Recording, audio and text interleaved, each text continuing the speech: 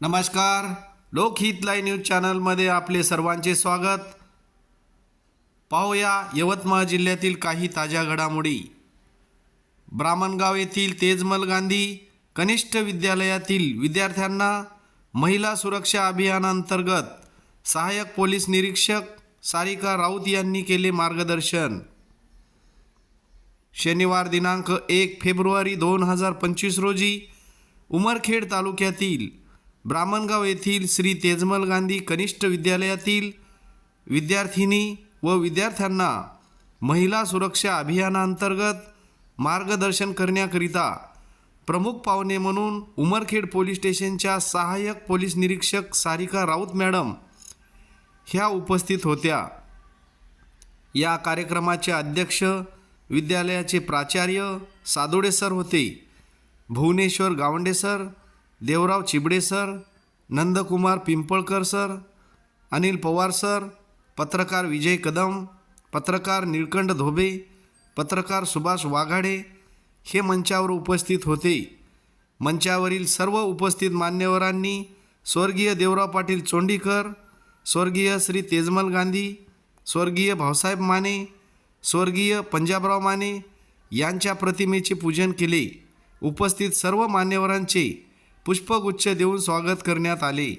Sarika Raut madam यांनी विद्यार्थ्यांना कायद्याविषयी मार्गदर्शन केले, तर शाळेचे प्राचार्य यांनी विद्यार्थ्यांना अतिशय मोलाचे मार्गदर्शन केले. या कार्यक्रमाचे सूत्रसंचालन व प्रास्ताविक गजानन माने सर यांनी केले, तर आभार प्रदर्शन महेश पानपट्टे सर यांनी केले. तुम्ही जर माहिती दिली तरच या कृत्यावर आवर बसणार आहे. बरोबर आहे. तुम्ही जर चुपच राहिल्या, सांगितले नाही तर हा प्रकार काय होईल? वाढत जाईल. म्हणून अशा काही घटना घडल्या तर लगेचच तुम्ही आम्हाला कळवा, ही तुम्हाला विनंती आहे. शिक्षण घेण्याचं आहे. शिक्षण घेण्यासाठी आपल्या आई वडिलांनी आपल्याला इथे पाठवलेलं आहे आणि महाविद्यालयाची एवढी उपस्थिती पाहता मला खरंच आनंद होत आहे. आमच्या वेळेस ही फॅसिलिटी नव्हती. तालुक्याच्या गावाला गेल्याशिवाय गत्यंतर नव्हतं, पण आज तुम्हाला सर्व सोयी सुविधा या तुमच्या गावामध्ये अवेलेबल आहे, उपलब्ध आहे. तर त्या सुविधांचा, या शिक्षणाचा तुम्ही फायदा घ्या. शिक्षण हे वाघिणीचं दूध आहे, जे पिणार ते गुरगुरणार. आणि हे शिक्षण घेण्यासाठी तुमच्या आई वडिलांनी मेहनत करून तुम्हाला इथपर्यंत पाठवलेलं आहे. त्यामुळे तुम्ही या शिक्षणाचा फायदा घ्या. गुरुजनांचा नेहमी आदर करा. त्यांनी सांगितलेल्या गोष्टी ऐका. ट्रिपल सीट जाणे, जोराने गाडी चालवणे, पोलीस दिसल्यावरही गाडी न थांबवणे, या गोष्टी बंद करा. आम्हाला असं वाटते की काय शालेय मुलांचं नुकसान होऊ नये म्हणून आम्ही तुमच्याकडे दुर्लक्ष करतो. तुम्हाला असं वाटते का की पोलीस आम्हाला पकडतच नाही, आम्ही त्यांच्यासोबत ट्रिपल सीट जातो? तर हा विषय नाही आहे. आम्हाला असं वाटते की विद्यार्थ्यांचं नुकसान होऊ नये. आताच आपल्या इथे 2 घटना झालेल्या आहे. गावंडे महाविद्यालयातील 2 18 वर्षाचे मुलं अपघातामध्ये मृत्युमुखी पडले आहे. अपघातामध्ये त्यांचा मृत्यू झाला आहे. 18 वर्षाचे मुलं. म्हणून वाहन चालवताना स्पेशली मुलं वाहन व्यवस्थित चालवा. ट्रिपल सीट वाहनं चालवू नका. आपल्या बरोबर आणि वेगाने वाहन चालवू नका. आपल्या बरोबर दुसऱ्यांचा जीव धोक्यात घालू नका. ही तुम्हाला कळकळीची विनंती आहे.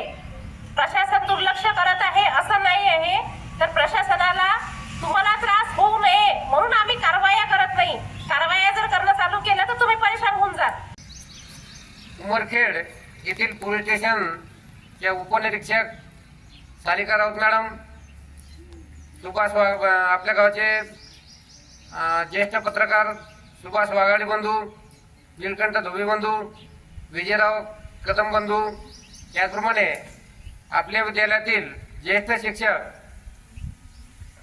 सन्माननीय Gawande sir, Pimpalkar sir, Chibde sir, Mane sir आणि विद्यार्थिनी व विद्यार्थी मित्रांनो, आज या ठिकाणी महिला सुरक्षा संदर्भात या कार्यक्रमाचं आयोजन करण्यात आलं आणि मार्गदर्शिका म्हणून सारिका मॅडम या ठिकाणी आलेल्या आहेत. त्यांनी आपल्याला नवीन कायद्याविषयी आपल्याला या ठिकाणी अमूल्य अशा प्रकारचं मार्गदर्शन केलेलं आहे आणि 2 कायद्याची भर पडलेली आहे. त्याच्यामध्ये भारतीय न्याय संहिता आणि भारतीय नागरिक सुरक्षा संहिता या 2 नवीन कायद्याची भर पडलेली आहे.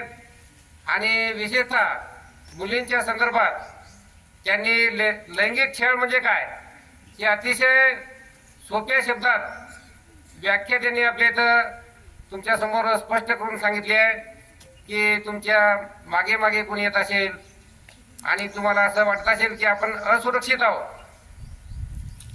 तुम्हाला तो मुलगा नाही जरी बोलला आणि तुम्हाला जर वाटत असेल की आपण असुरक्षित आहोत तर तुम्ही आपल्या वर्ग शिक्षकाला सांगू शकता.